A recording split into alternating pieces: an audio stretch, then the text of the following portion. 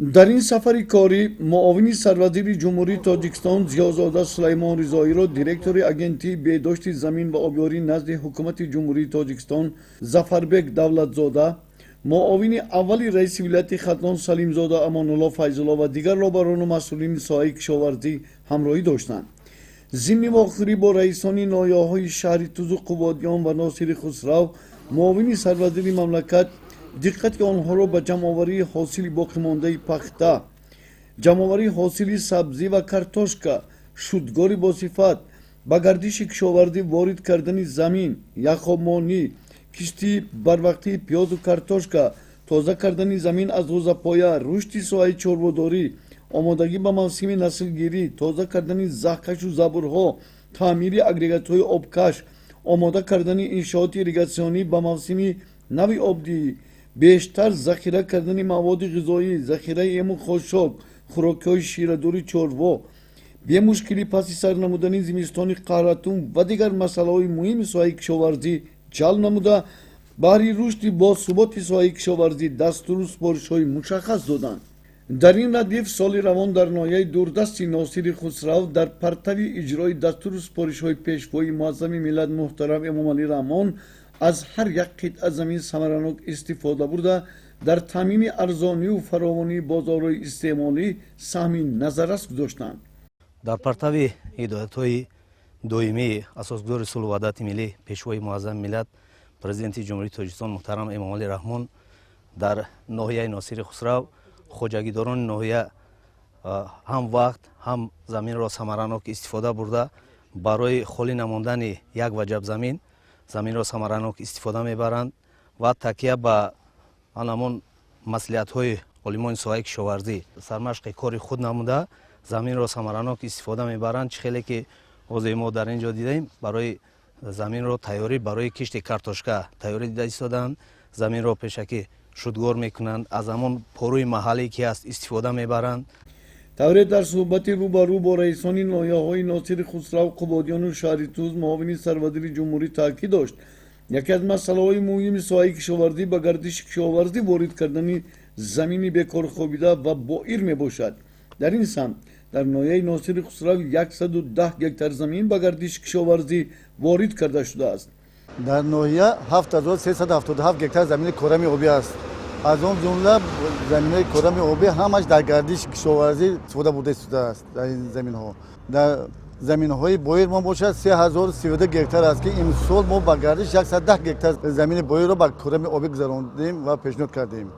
از برکت تجدید و گذاشتن به شکل‌های نوی خوجگیداری در ناحیه ناصر خسرو 1850 خوجگی دهقانی انفرادی کاپیراتیوهای استحصالی ارضی هستی نمود که امروز با دستگیری از سیاست اگراری حکومت جمهوری تاجیکستان از زمین توسط استفاده عاقلانه آب، نوهای تخمی‌های با صفت و منتخب آب، نیروهای مینرالی و مجموع نیروهای میکروبیولوژی حاصل خوب به دست آورده در رشد ساحه کشاورزی سهم گذارند. سال جاری بسیار برای خوجگی دهقانی برای کشاورزان جمهوری بسیار یک سال فراوان بود. یعنی تمامی زراعت‌های خوجگی دهقانی زراعت‌های کشاورزی همش حاصل دلخواه به خوجگی دهقانی آوردند، چون که ثمرناکی زمین رو علاقه خوجگی دهقانی فهمیدن که یک وجب زمین رو ثمرناک استفاده میبرند. در تامین ارزانی و فراوانی بازارهای استعمالی خواجگی‌های حدود جماعت‌های دهاتی استقلال، فیروزه و نوروز هم از حساب کشتی اساسی و هم از حساب کشتی تکراری حصه گذار بوده امروز برای حاصل آینده زمینه با اعتماد گذاشتند. جماعت دهاتی استقلال همگی 1750 گکتار زمین کرمی آبی داریم، از آن جمله 880 گکتار پخته بود، باقی مانده پالوزی زراعت‌های کشاورزی گندم، جو، کارتوشکا، پیاز، باقی مانده سبزوات.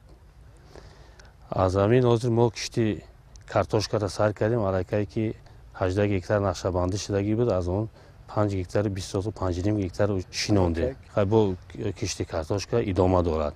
در ناحیه شهر توز باشد معاون سروازیر جمهوری تاجیکستان زیازاده سلیمان رضایی و همراهانش از بازار مرکزی ناحیه دیدن کرده با فروشنده های بازار اوید به نرخ و صفت محصولات وارد شونده پرسان شده آنها را به بلند برداشتن صفت کار و خدمت رسانی با نرخ‌های دسترس فروختن محصولات کشاورزی و دیگر مال‌های نیاز اولیه هدایت نمودند.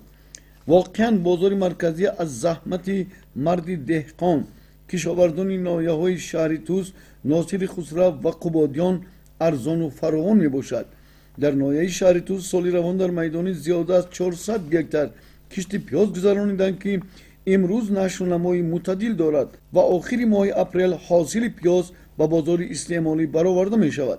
همچنین امروز حاصل سبزی و کارتوشکا را جمع آوری نموده برای حاصل بروقتی باز در میدان 282 هکتار کشت کارتوشکا ادامه دارد. گروه کاری حکومت جمهوری در این سفر دقت رئیسان ناحیه‌های ذکر گردیده را به مدنیت استفاده بری زمین رویانیدن حاصلی از نگاه طبیعی اکولوژی تازه جلب نمودند.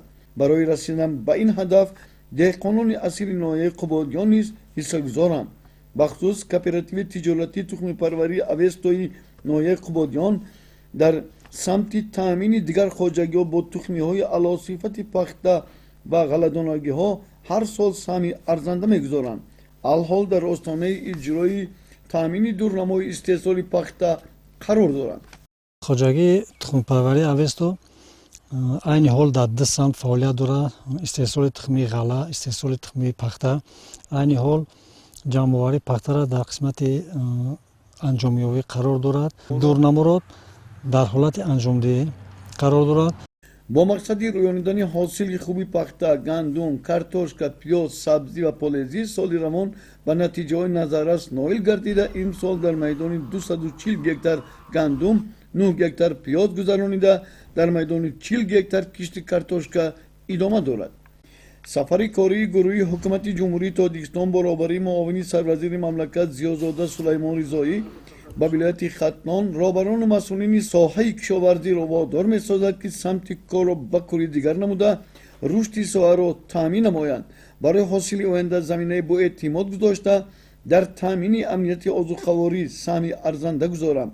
از این نگاه از روی دستور سپارش‌های داده شده و توصیه‌های عالمان و متخصصان ساحه کشاورزی فعالیت خواجگی داری را به راه ماندن به مقصد موافق میباشد. سیدزاده شیرعلی، عبدالقهار همراه خانزاده، نمازعلی ارگش، اخبار.